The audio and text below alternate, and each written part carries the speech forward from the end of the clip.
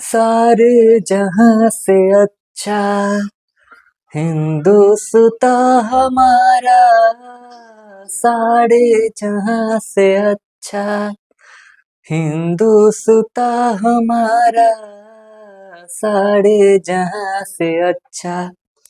तो हेलो दोस्तों, मैं हूं आपका अमरजीत सिंह सर और आप लोग देख रहे हैं YouTube channel learn with Sachin academy. तो दोस्तों, आज का क्लास कुछ खास है। आज हम लोग नया चैप्टर का शुरुआत करने जा रहे हैं। चैप्टर का नाम है, देख सकते हैं, वर्ग और वर्गमूल। अध्याय 5 हम लोग कर रहे हैं, ठीक है, 8 क्लास का। तो जैसा कि आप लोग देख सकते हैं, वर्ग वर्ग किसे कहते हैं, ठीक है। देखिए, किसी संख्या को उसी संख्या से गुना करने पर जो परिणाम आता है उसे उस संख्या का वर्ग कहते हैं, ठीक है। जैसे देखिए, किसी संख्या को उसी संख्या से गुना करने पर जो परिणाम मिलता है उसे उस संख्या का वर्ग कहते हैं। जैसे में देखिए, जैसे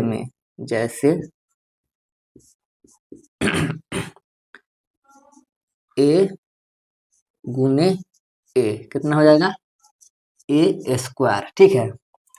अंक ले लेते हैं आप, जैसे कि 5 गुने 5 यानी कि 5 के स्क्वायर कितना हो जाएगा, 5 से 5 से गुना कीजिएगा 25, ठीक है।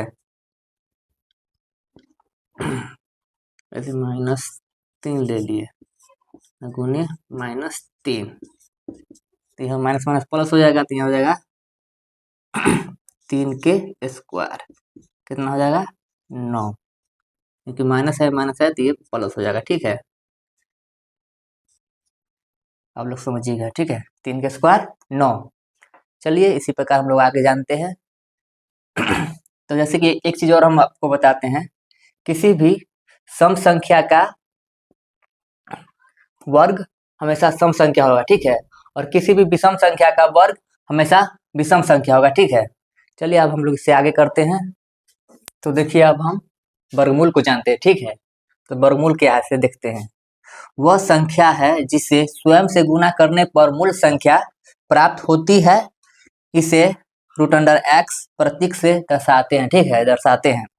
तो देखिए, जैसे हम कोई संख्या लेते हैं रूट अंडर में, मान लीजिए 4 लिए, ठीक है। तो इसको तोड़ेंगे, 2 गुने 2 4, यानी कि 4 का वर्गमूल कितना हो जाएगा, 2 हो जाएगा, ठीक है। ऐसी एक संख्या और लेते हैं, मान के चलिए हम ले लिए 9, यानी 3 गुने 3 9, यानी 9 का वर्गमूल 3, ठीक है। ऐसी एक और संख्या ले लेते हैं, मान लीजिए 16 ले लिए, 4 गुने 4 16, और 4 का वर्गमूल 16 का वर्गमूल कितना होगा 4, ठीक है। 4 3 2, ठीक है। और एक और संख्या ले लेते हैं, 25 ले लिए, ठीक है। देखिए, 5 गुने 5 25 हो गया, 25 का वर्गमूल कितना होगा, 5 ही ना होगा। यही आप लोगों का आंसर है। और संख्या ले लेते हैं, देखिए आप लोग देखते रहिए। 36 ले लिए, ठीक है। 36 का वर्गमूल कितना होगा, आप लोग बोलिए कमेंट में, कितना होगा 6, यानी कि 6 से 6 में गुना करिएगा तो 36 होगा, यानी कि 36 का वर्गमूल 6। और चलिए आगे करते हैं इसको, और 36 ले लिए, हम ले लेते हैं 144, इसका वर्गमूल कितना होगा, यानी कि 12 गुने 12, इसका 12 हो जाएगा। इसी प्रकार और लेते हैं, देखिए इधर 10 का कितना होगा, 100 का कितना होगा वर्गमूल, यानी कि 100 का लीजिएगा तो 10 गुने 10, यानी 100 का 10 वर्गमूल होगा, ठीक है। इसी प्रकार 121 का कितना होगा, 121 का यानी कि 11 गुने 11, 121 यानी कि 121 का वर्गमूल 11। अब चलिए, इतना आप लोग जान लिए हैं तो आप लोग को अध्याय पे ले चलते हैं और प्रश्नावली हम लोग 5.1 करते हैं, ठीक है। तो हेलो दोस्तों, देखिए हम लोग अब प्रश्नावली की ओर चल दिए हैं। प्रश्नावली 5.1। तो पहला क्वेश्चन हम लोग को क्या कहता है, देख सकते हैं। निम्नलिखित संख्याओं के वर्गों के इकाई के अंक क्या होंगे। ठीक है, इकाई के अंक हम लोग को बताना है। ठीक है, जैसे कि यहाँ पर पहला 81 है। ठीक है, इसका इकाई का अंक हम लोग को बताना है। देखिए इसका इकाई का अंक क्या होगा। इकाई का अंक देखिए इसका 1 है। 1 हमने बता दिया था कि कोई भी संख्या यानी कि a गुने a करेंगे उसका आएगा a स्क्वायर। ठीक है, तो इसे बार देखिए 1 में अगर 1 से गुना करेंगे तो यानी 1 के स्क्वायर कितना हो जाएगा 1। इसका इकाई का अंक आएगा 1। और दूसरा देखिए इसका भी उसी प्रकार करते हैं, यानी कि इसका इकाई का अंक कितना है, यानी लास्ट वाला 2 है। तो देखिए तो a गुने a हम करेंगे तो हो जाएगा a स्क्वायर, यानी कि 2 गुने 2। ठीक है, यानी कि 2 का स्क्वायर कितना हो जाएगा 4। ठीक है, अब देखिए यहाँ पर 9 है, यानी कि 9 गुने 9 कितना हो जाएगा 81। इकाई का अंक इसमें कितना है 1, यानी कि इसका इकाई का अंक है 1। यही आंसर। ठीक है, अब इसको देखिए चौथा नंबर क्वेश्चन को 3 है। ठीक है, लास्ट का इकाई का इसमें। तो देखिए इसको करेंगे 3 गुने 3 9। ठीक है, अगर यहाँ 10 होता तो इकाई का अंक कितना होता 0। ठीक है, इसी प्रकार देखें यहाँ पर 12 34 है। ठीक है, इसका इकाई का अंक निकालेंगे, यानी कि 4 गुने 4 यानी 16। इकाई का अंक कितना आ रहा है 6। ठीक है, इसलिए इसका आंसर हो जाएगा 6। अब इसको देखिए 26 387, इसको निकालेंगे 7 गुने 7 यानी कि 49। इकाई का अंक कितना आ रहा है 9। यही 9 आंसर। ठीक है,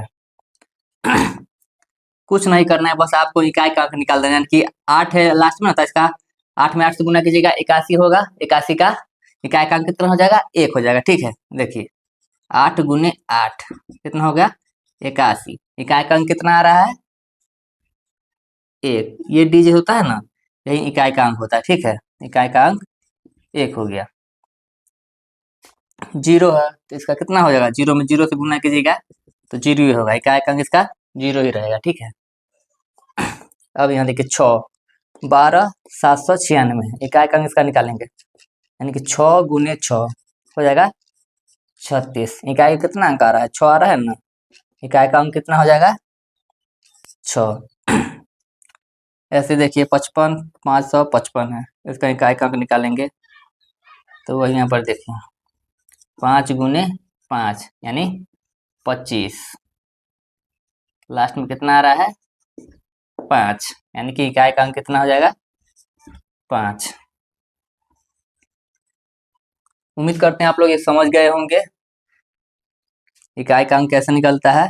यानी कि कोई भी अंक है, देखिए मान लिए हम ले लिए 12 344। ठीक है, इसको देखिए इस सब अंक से कोई मतलब नहीं, लास्ट का अंक हमको देखना है इकाई का। ठीक है, इकाई का इसमें कितना है 4, और इसको निकालेंगे कैसे a गुने a, यानी कि a स्क्वायर हो जाता है। ठीक है, अब देखिए 4 को हम 4 से गुना करेंगे, यानी कि 4 का स्क्वायर कितना हो जाएगा 16। 4 में 4 से गुना करेंगे 16। इकाई का अंक इसमें कितना आ रहा है 6 आ रहा है। ठीक है, इसके जगह पे इकाई का अंक हमको 18 आता तो इकाई का अंक कितना होता 8। ठीक है, इसलिए इकाई का अंक इसमें हो जाएगा 6। उम्मीद करते हैं आप लोग इसे अच्छे से समझे होंगे। अब हम लोग चलते हैं दूसरे नंबर क्वेश्चन पे। तो चलिए बच्चों, हम लोग दूसरा नंबर क्वेश्चन देखते हैं। दूसरा नंबर क्वेश्चन क्या कहता है। तो देखिए दोस्तों, निम्नलिखित संख्याएं स्पष्ट रूप से पूर्ण वर्ग संख्याएं नहीं है, इसका कारण दीजिए। ठीक है, तो सबसे पहले हम लोग को तो ये जानना है कि देखिए यहाँ पे यदि किसी संख्या के इकाई स्थान का अंक 2 3 7 या 8 हो तो वह संख्या पूर्ण वर्ग संख्या नहीं होगा। ठीक है, और किसी संख्या में 0 होगा लास्ट में, या 3 को 0 होगा, या 5 को 0 होगा, यह विषम संख्या है, ठीक है, यानी यह पूर्ण संख्या नहीं है, ठीक है। आप लोग को इतना चीज आप लोग को माइंड में बैठाना होगा, याद करना होगा, ठीक है। आप लोग इसको पूरा याद करके रखिएगा, ठीक है। यदि किसी संख्या के इकाई स्थान का अंक 2, 3, 7 या 8 हो तो वह संख्या पूर्ण वर्ग संख्या नहीं होगा, ठीक है। आप लोग इतना जरूर याद रखिएगा, ठीक है। तो हम लोग क्वेश्चन पे चलते हैं, ठीक है। क्या कहता है, निम्नलिखित संख्या स्पष्ट रूप से पूर्ण वर्ग संख्या नहीं है, इसका कारण दीजिए, ठीक है। तो देखिए पहला नंबर क्वेश्चन क्या कहता है। पहला नंबर कितना है, 257, ठीक है। तो देखिए इसका हल देखिए, हल हम लोग करते हैं। देखिए इकाई का अंक इसमें 7 है, तो देखिए इकाई का अंक 7 है, तो ये क्या है, पूर्ण वर्ग संख्या नहीं है। तो 257 का इकाई का अंक 7 है, इसलिए यह पूर्ण वर्ग संख्या नहीं है। यानी कि 257 का इकाई का अंक 7 है, इसीलिए यह पूर्ण वर्ग संख्या नहीं है, ठीक है। इसी प्रकार आप लोग देखिए दूसरा नंबर क्वेश्चन क्या कहता है, 23453।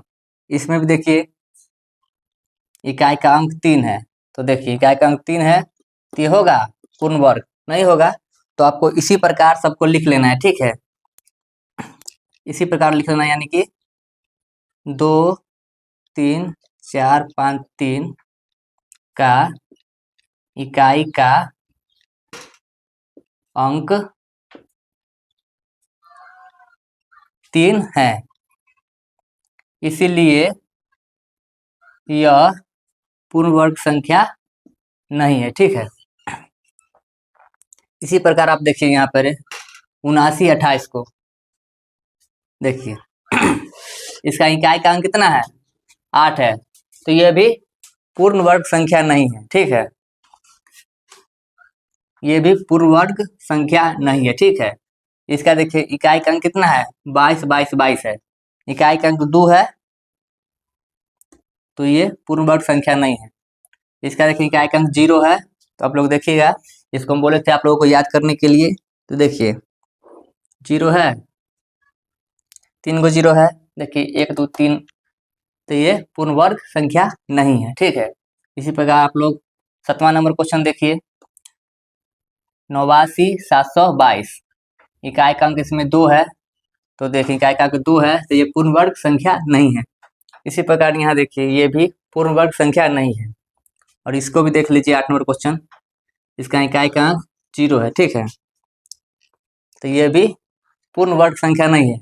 आप लोगों को इतना ध्यान में रखना है कि यदि किसी संख्या के इकाई के स्थान का अंक 2, 3, 5 और 8, 2, 3, 7 और 8 हो, ठीक है, 2, 3, 7 और 8 वह पूर्ण संख्या वर्ग नहीं है, ठीक।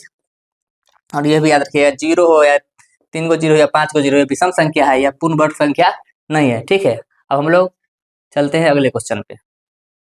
आप लोग इतना जरूर ध्यान में रखिएगा, इसको आप लोग नोट कर लीजिएगा और याद करके आइएगा, ठीक है।